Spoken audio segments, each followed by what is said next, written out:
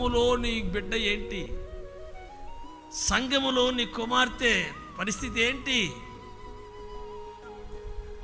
కాబట్టి విశ్వాసముతో ప్రభుని అడగండి.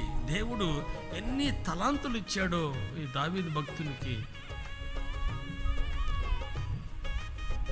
చూసారా, గొర్రెలు కాచుకునే వాడైనప్పటికీ దేవుడు అతనికి తలాంతులు ఇచ్చాడు. ఎవడా చెప్పండి, ఎవడా? ఒకవేళ మన స్థితి దాటిపోయిందేమో, యేసు ప్రభు నమ్ముకునే లోపల మన వయసు కొంచెం ముందుకు వెళ్ళిపోయిందేమో, మన బిడ్డలనన్నా సిద్ధపరచుకుందాం. దేవునికి పనికొచ్చే రీతిగా, దేవునికి ఉపయోగపడే రీతిగా, యేసు ప్రభు విడిచిపెట్టి వెళ్ళిన సిలువను మోసే రీతిగా మన బిడ్డల్ని మనము సిద్ధపరచాలి. మళ్ళీ చెప్తున్నా, సమాజ గౌరవాన్ని తలపోసుకొని ఉప్పొంగి పరలోకంలో నిలబడ్డప్పుడు నేను ఆ మాట చెప్పలేను, మన ముఖాన్ని వస్తాడేమో. చీ అన్నాడు సోమరైనా చెడ్డదాసుడు. కాబట్టి దేవుని సన్నిధిలో దేవుని పాత్రగా వాడబడుతూ బయట కలెక్టర్ అయినా అది దేవునికి సంతోషం. హల్లెలూయా. బయట ఒక దేశాన్ని వెళ్ళి రాసైనా అన్ని సంతోషమే. ఇక్కడ పనికి రాకుండా, ఇక్కడ దేవుని మందిరంలో పనికి రాకుండా, ఉపయోగం లేకుండా. కాబట్టి బైబిల్ పట్టుకుంటానే, ప్రభువు నమ్ముకుంటానే మనలో దేవుడు చేసే గొప్ప పని చెప్పనా? స్వార్థాన్ని ఏం చేస్తాడయ్యా?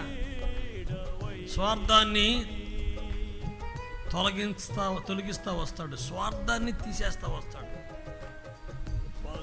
దేవుని కోసము, సంఘము కోసం బ్రతకడానికైనటువంటి ఆశలు కలుగు చేస్తా వస్తాడు. ఇది నిజం. ఈ ఆనవాళ్ళు, ఈ గుర్తులు, ఈ సూచనలు నీలో లేవనంటే దేవుని పాదాలు గట్టిగా పట్టేసుకు ఈ రాత్రి అయినా. ఏంటి నా జీవితం, ఎటు పోతుంది నా జీవితం, నా గమ్యం ఏంటి, విశాల మార్గంలో విహరిస్తూ వెళ్తా ఉందన్నట్టుగా ఉంటుంది. అందుకనే చెప్తా ఉన్నా, మనము మన బిడ్డలు దావీదు అన్నట్టు నేను నా కుటుంబము నీ సన్నిధిలో నిత్యము చెప్పాలి. ఇక్కడ నిత్యము, ఇది శాపాన్ని తప్పించుకునే స్థలము, ఇది నరకాగ్ని జ్వాలలో పడకుండా తప్పించుకునే స్థలం ఇది. కాబట్టి సమాజపు గొప్పతనాన్ని తలపోసుకుని మన హృదయంలో సంతోషించకూడదు. మొదట సంఘములో దేవునికి పనికొచ్చేటువంటి ఏ పాత్ర, నేను, నా బిడ్డ, నా కుమారుడు, నా కుమార్తె, ప్రయత్నించండి, పెట్టుబడి పెట్టండి.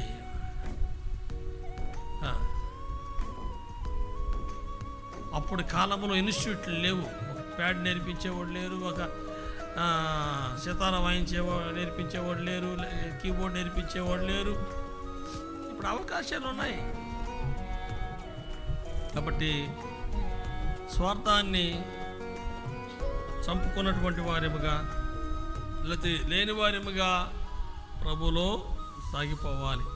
దేవుని ప్రేమ మనలో ఉంటే, దేవా నీకే ప్రభువా, మేము మా కుటుంబము ఈ భూమి మీద మేము ఉన్నంత కాలము మీ కొరకే ప్రభువా అనే ఒక మాట ఎప్పుడు అడుగుతూ ఉండండి. ఒట్టిగా ఉంచొద్దు నాయన నా బిడ్డల్ని, నా కుమారుణ్ణి, నా కుమార్తెని ఒట్టిగా నువ్వు ఉంచొద్దు ప్రభువా.